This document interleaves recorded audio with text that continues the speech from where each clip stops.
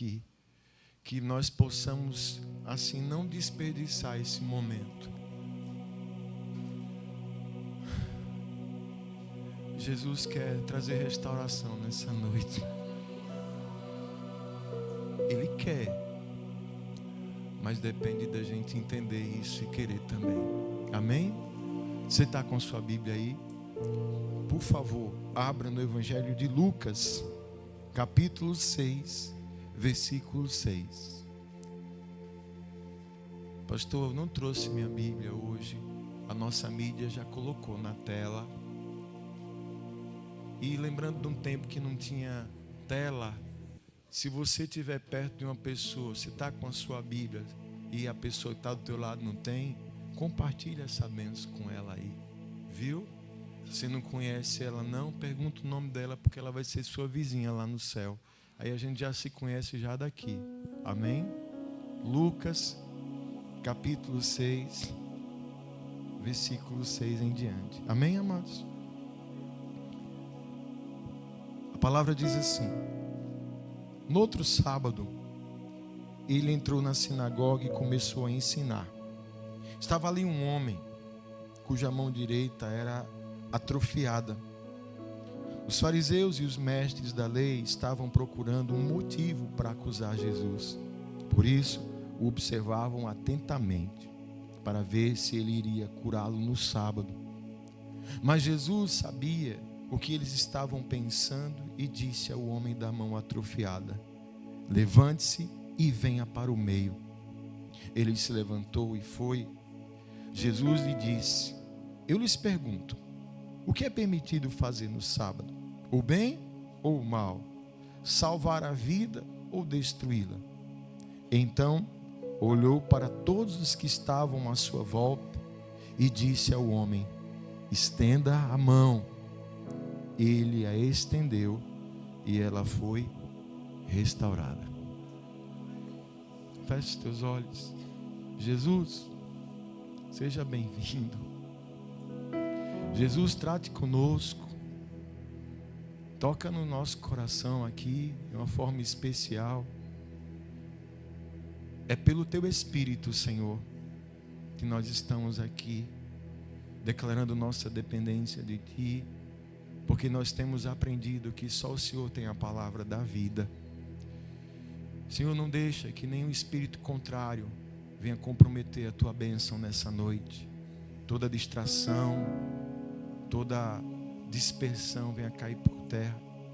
Que a nossa mente, que o nosso coração esteja agora focado na tua palavra. Que a palavra do Senhor é o alimento da nossa alma, é a luz e a direção na nossa vida, e nós precisamos dela sempre. Nós queremos no agir do Senhor, por isso te agradecemos, em nome de Jesus, amém. Podem sentar-se, amados.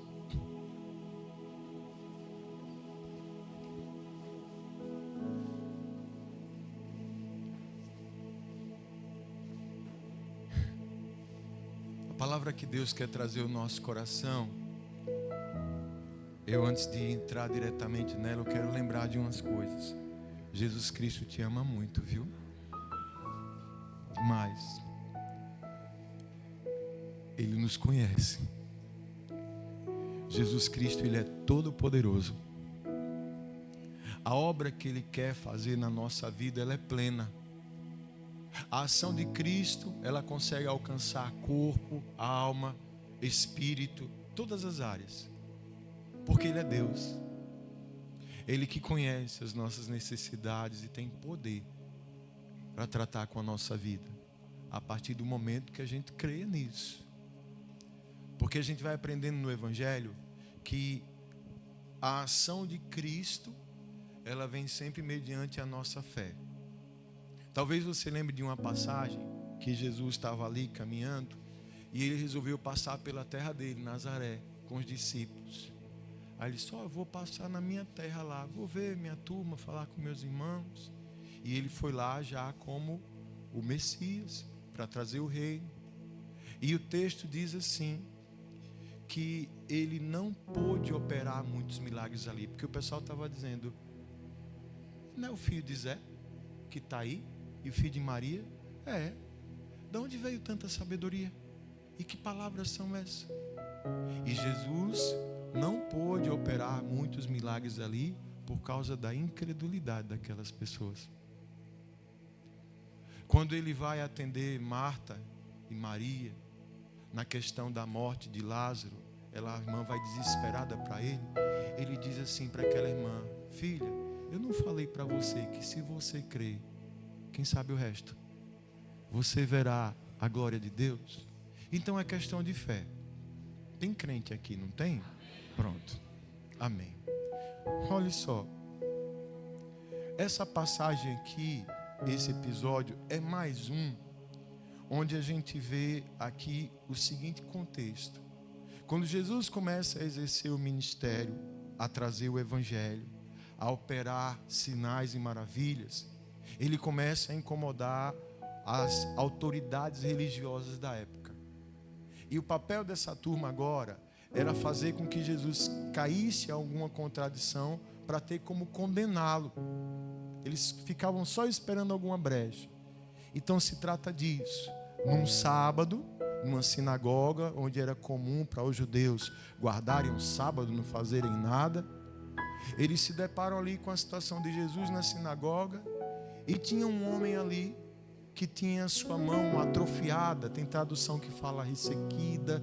Ele tinha um problema na sua mão, era atrofiada. Alguns sabiam disso e estavam ali na expectativa se Jesus ia fazer alguma coisa ou não para aquele homem, porque se ele fizesse, ele estava errado porque era sábado.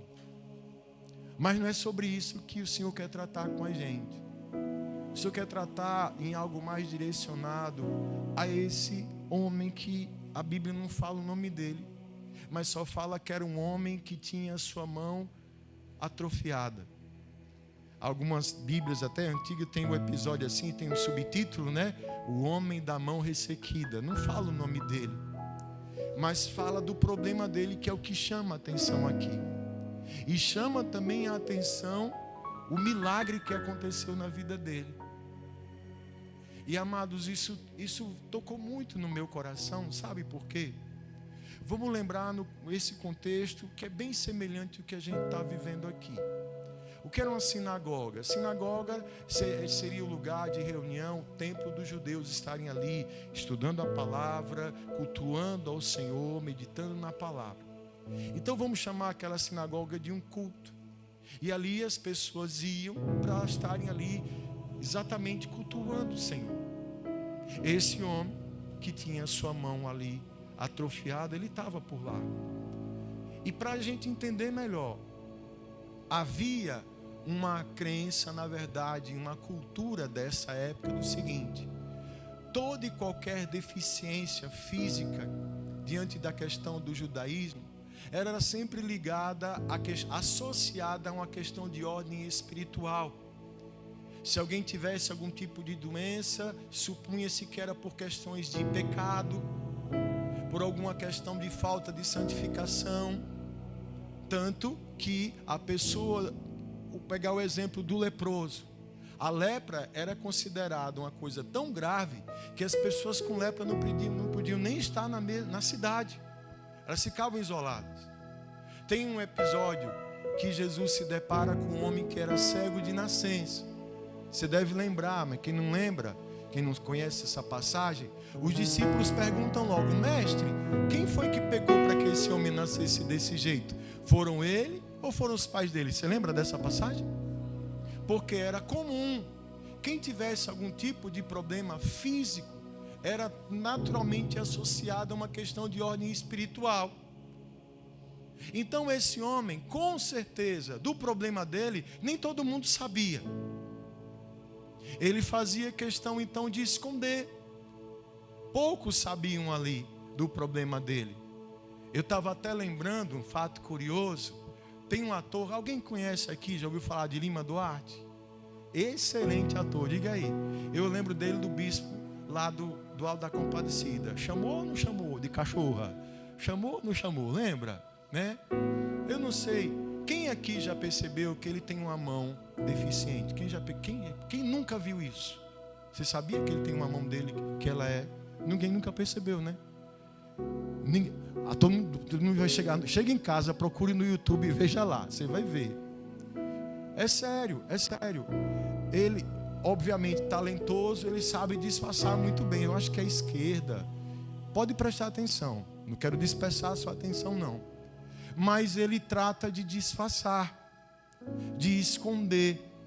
Então que ninguém percebe. Mas quando você vai olhar, e esse homem estava desse jeito. Ele ia para as reuniões e estava ali com a sua mão atrofiada e escondida. Quantas vezes também a gente procura disfarçar ou de alguma maneira esconder áreas da nossa vida que estão atrofiadas também, Glória? Não é? Algo que nos constrange, pode nos envergonhar. E estamos aqui, estamos na casa de Deus, mas tem coisas na nossa vida que estão atrofiadas. O que é uma coisa atrofiada? Não desenvolve, não anda, não avança, fica mirrado. Áreas da nossa vida mirradas. Por mais que a gente medite na Bíblia, venha para a casa do Senhor, mas tem áreas que estão mirradas. E sabe qual é a postura da maioria das vezes na nossa vida? É esconder isso. Quem está entendendo o que Deus está tentando falar aqui? E aí o Senhor vem para mim, para você nessa noite dizer assim: eu vim para restaurar a sua vida. E por inteiro. Na plenitude. É na plenitude. E Jesus tem poder para isso. E a forma como esse milagre aconteceu é como se o Senhor estivesse instruindo: olha, é assim. Quando Jesus, já chateado com aquela turma que estava doida para fazer pegadinha com ele, ele se levanta. A primeira coisa que ele diz para aquele homem: levante-se e venha para o meio. Imagine num culto. Aí vou pegar um exemplo, o irmão Deinho está ali e fala assim: Deinho, se levante e venha para cá, para o meio. Imagine a surpresa daquelas pessoas. Aqui nós nos deparamos com o primeiro gesto que vai começar a provocar a ação de Deus na nossa vida. Qual é, pastor? Quando eu saio da minha zona de acomodação e me movimento na direção de Deus. Ir para o meio também pode representar eu ir na direção do centro da vontade de Deus. De eu me apresentar aonde Deus quer que eu me apresente, que é diante da presença dEle. Quem quer milagre na sua vida precisa parar, sabe, de esconder ou até mesmo se acomodar nas suas dores e nos seus sofrimentos. Porque tem gente que sofre muito, amados, e sofre calado. E esconde a dor e o sofrimento. E Jesus pede para que a gente se levante. Em João, no capítulo 5, tem aquele episódio famoso também do homem paralítico, 38 anos, esperando o tal do movimento das águas do tanque de Betesda. Você conhece essa história? 38 anos ali, e ele não conseguia chegar a tempo na água. Jesus chega perto dele e diz: filho, você quer ser curado? Como, Senhor? Eu não consigo. O pessoal passa na minha frente. Porque existem situações também que a gente tenta se justificar para o Senhor, quando na verdade o que precisa acontecer é um ato de fé. Escute só, escute bem isso e guarde no seu coração. Todas as forças que você precisa para iniciar a restauração da sua vida, Deus já te deu. Você só precisa se levantar. Existe uma capacidade que Deus nos dá, mas eu tenho que querer isso, eu tenho que ouvir a sua voz. O Senhor Jesus está dizendo: se levante e venha para o meio. Se levante, que eu quero fazer algo na sua vida. Mas enquanto você não se apresentar, vai continuar com a vida atrofiada. A segunda palavra que ele diz é aquela: estenda a sua mão. E agora? E agora? Eu sempre imagino ele assim, naquele tempo, roupa antiga, aquelas rouponas, né? Assiste The Chosen, assiste novela bíblica, manga comprida é fácil de esconder o defeito. Ninguém vê a mão. Peraí, Jesus está pedindo para eu mostrar para ele a minha mão? Será que Jesus, ó Evan, está querendo me fazer passar vergonha? Será que é isso? Ó, é o oposto, porque quem quer nos envergonhar é o diabo. Ele é o acusador. Ele joga na nossa cara as nossas falhas, os nossos pecados. Ele quer nos diminuir, ele quer nos constranger. Jesus nos ama. E Jesus veio buscar e salvar quem estava perdido. Uma das grandes promessas do Senhor tem a ver com nivelamento, com alinhamento.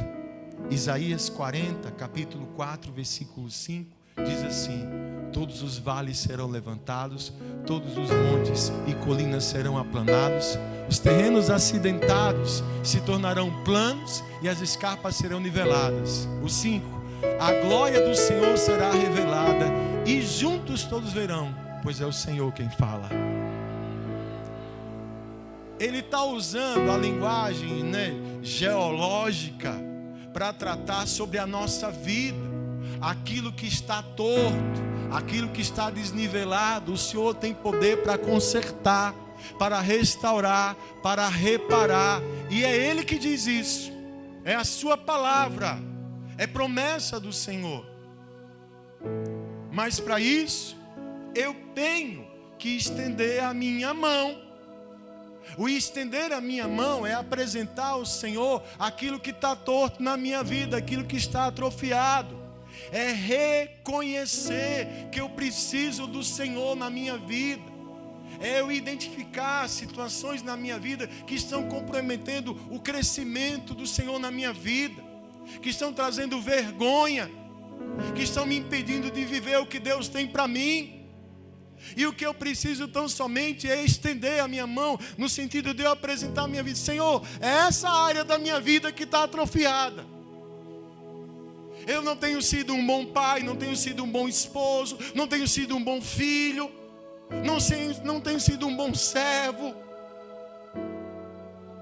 O pecado tem cercado a minha vida. Quem está entendendo isso? Não dá, amados. Eu tenho que apresentar o Senhor. Toda hora eu estou fazendo com que a gente lembre de algo. Quem lembra de Naamã? Hein? General de guerra, homem valoroso, um campeão, um guerreiro. Oh, Jesus amado. Mas tem um texto que diz lá: porém, leproso. Só a esposa sabia quando ele chegava em casa e tirava aquela armadura e via as suas lepras, as suas doenças. Ei, Jesus conhece as feridas da nossa vida. Ele conhece as feridas da nossa alma. Sabe das áreas da nossa vida que estão comprometidas. E o que Ele quer é restaurar. Mas eu preciso estender a minha mão. Esse versículo Deus trouxe semana passada e hoje Ele insiste para que a gente lembre dele. Provérbios capítulo 28, versículo 13. Você pode ler bem alto?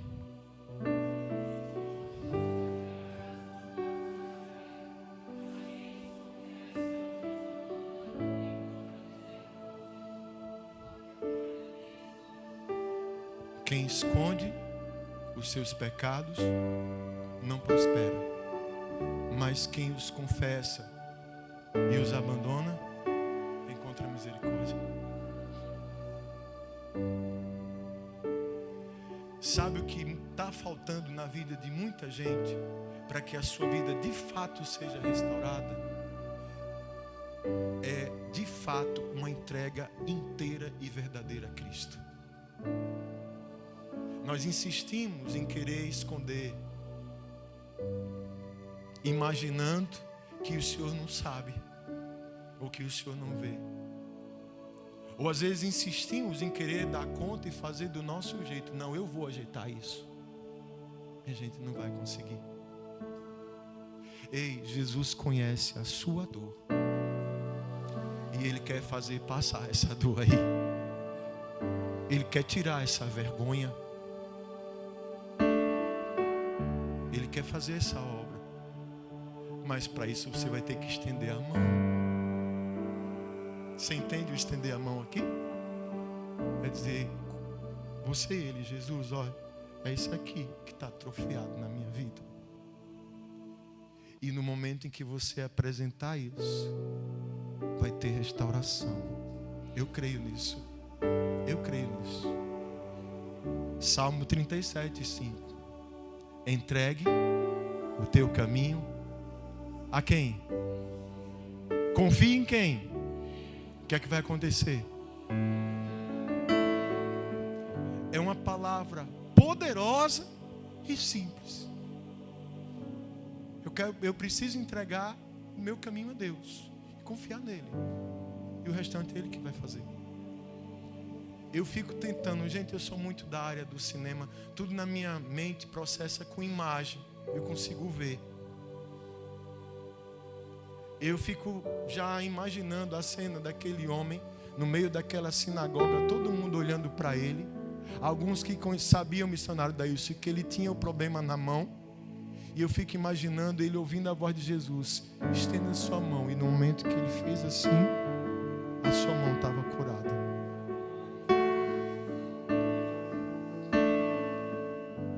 Muitas vezes, basta apenas um gesto seu para que Cristo restaure áreas da sua vida.